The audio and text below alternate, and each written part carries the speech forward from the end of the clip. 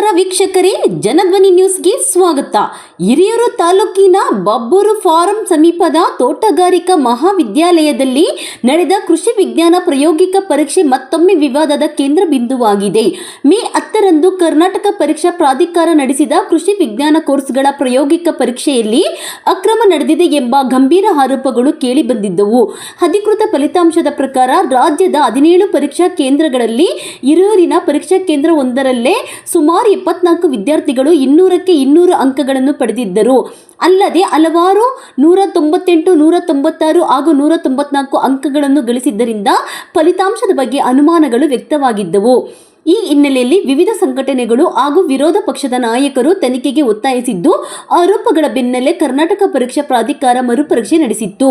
ಈಗ ಮರುಪರೀಕ್ಷೆ ಫಲಿತಾಂಶ ಪ್ರಕಟವಾಗಿದ್ದು, ಜಿಲ್ಲೆಯ ರೈತ ಮಕ್ಕಳಿಗೆ ಆಯ್ಕೆಯಲ್ಲಿ ಅನ್ಯಾಯವಾಗಿದೆ ಎಂದು ಪೋಷಕರು ಹಾಗೂ ವಿದ್ಯಾರ್ಥಿಗಳು ಆಕ್ರೋಶ ವ್ಯಕ್ತಪಡಿಸಿದ್ದಾರೆ. ಬಬ್ಬೂರು ತೋಟಗಾರಿಕಾ ಮಹಾವಿದ್ಯಾಲಯದ ಮುಂಭಾಗ ಪ್ರತಿಭಟನೆ ನಡೆಸಿದ ಪ್ರತಿಭಟನಾಕಾರರು ಪಾರದರ್ಶಕ ತನಿಖೆ ನಡೆಸಿ ನ್ಯಾಯ ಒದಗಿಸುವಂತೆ ಸರ್ಕಾರ ಹಾಗೂ ಸಂಬಂಧಪಟ್ಟ ಅಧಿಕಾರಿಗಳನ್ನು ಒತ್ತಾಯಿಸುತ್ತಿದ್ದಾರೆ.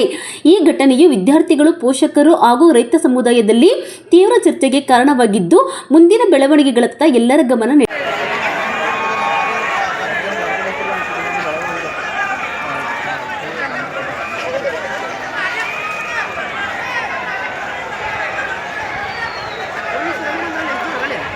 ಮತ್ತೇನು ಅಂದ್ಕೊಂಡಿದ್ದು ಇಟ್ಕೊಂಡಲ್ಲಿ ಗೋಡ್ ಹಂಗೆ ಬಂದ್ಬಿಡ್ತದ್ದು ಅಂತ ಹಂಗೆ ನಾನು ಹೋಗೋದು ಕೊಡ್ತೀನಿ ಇದೇ ಮಾಡಲಿ ಹೋಗೋಣ ನಾವು